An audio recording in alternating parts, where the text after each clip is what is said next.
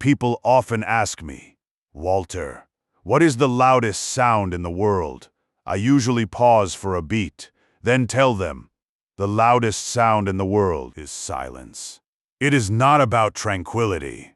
It is the noise of this phone sitting right next to me. It has been 4 months, and it hasn't rung once, you know. A silent phone is sometimes louder than 1,000 screams. It echoes in my head every single day, reminding me that my children have stopped calling. I have 2 children. I spent 42 years as a mechanic to raise them. These hands were once calloused and covered in grease just to ensure they had enough books for school. I stayed up all night when they were sick, and I showed up for every important game they had.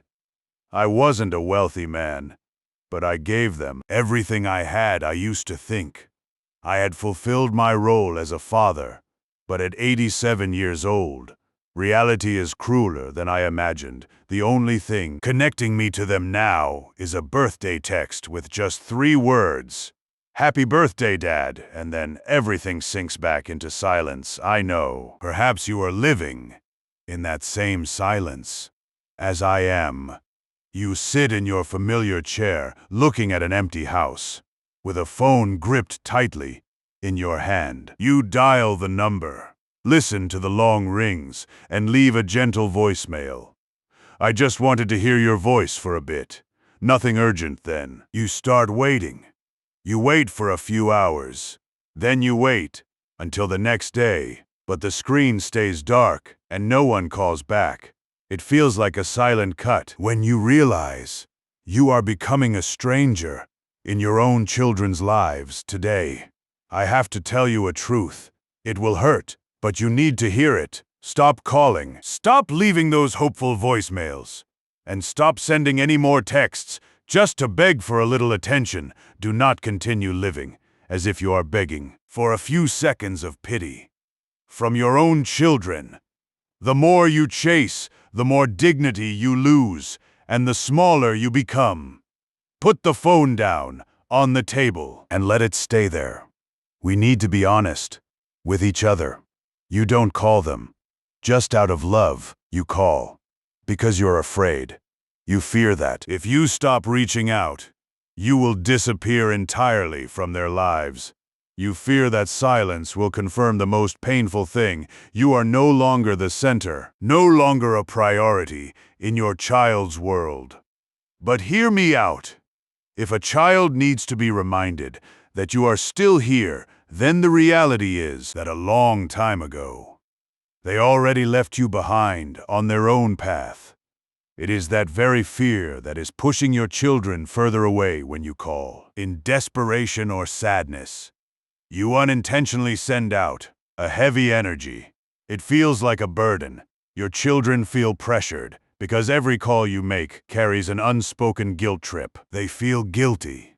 And to escape that feeling, they choose to avoid you. The more afraid you are, the more you call, the more pressured they feel, the further they pull back. It is a toxic cycle that exhausts both sides. You cannot demand attention by making yourself look pitiful. The truth is, the more you try to hold on to someone who wants to leave, the wider the distance between you becomes. I know you lie awake every night. You wonder if you are too strict, if you didn't spend enough time at home when you were younger, or if you were too sparing with your words of love. I am the same. I am not perfect. I spent most of my life under cars, covered in grease. There were nights I came home so exhausted that I didn't have the strength left to speak or smile. I was temperamental at times. I missed some dinners, and I chose work over leisure. But listen to me. I stayed. I carried the responsibility and raised them with everything a poor mechanic could give. I did the best I could with what I had at that time. If your children are still holding on to mistakes from 20 years ago as a reason for their coldness today, that is their burden to carry, not yours. You cannot keep paying for the past with the loneliness of the present. It is time to forgive yourself. You have fulfilled your duty. Now, stand tall, you might wonder. If I stop calling them, what will I do with the rest of my life? My answer is, stop staring at those four walls. Remember this. Never chase something that is trying to fly away from you. Instead, build a magnificent garden. Make it so beautiful that if they ever choose to return, they will stay for the peace they find there, not out of pity for you. I wasted 4 long years just waiting for the phone to ring, but 8 months ago, I decided to stop. I pulled the rotting wooden tables and broken chairs out of the shed. These hands, which spent 42 years fixing machines, are now busy sanding and reviving old furniture. I started going to the senior center to play dominoes. There are men there, just like me. We tease each other, argue over the tiles, and laugh until the room echoes. Those are healthy noises, the kind of sound that rescued me from the deathly silence I lived in before I even dug out my old chili recipe.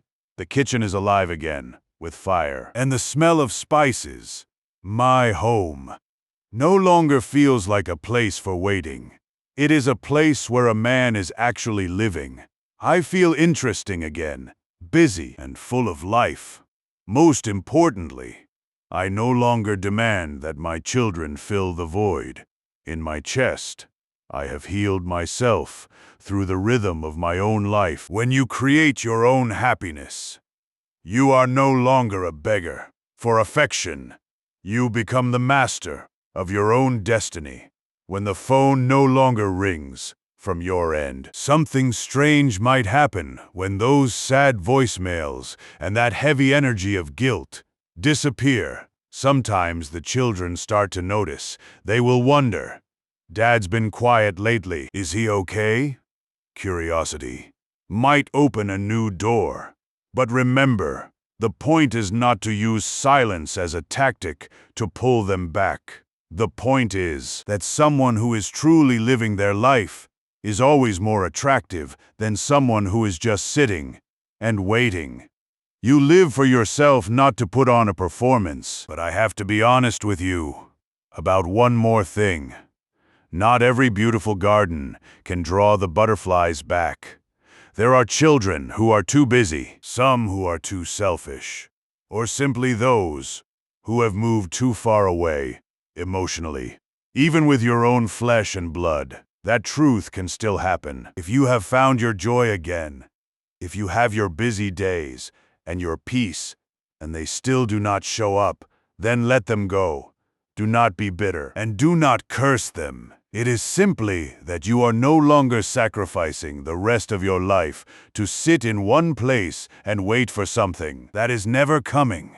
Remember, your worth is not defined by whether someone calls or visits on a Sunday. You are defined by the man in that mirror, by how you get up every day, and how you respect yourself. Even when no one is watching today, I'm going back to my workshop. I still have a few old pieces of furniture to finish, and they need my hands tonight. I will cook a proper meal for myself. This house is no longer a place for sitting and waiting for a phone to ring.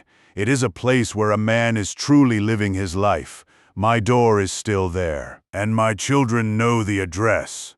If they want to come back, they know where to find me, but I will not stand in that doorway waiting anymore. It is time for you to get up, wash your face, put on your coat, and walk outside. Live the rest of your life as a person of value.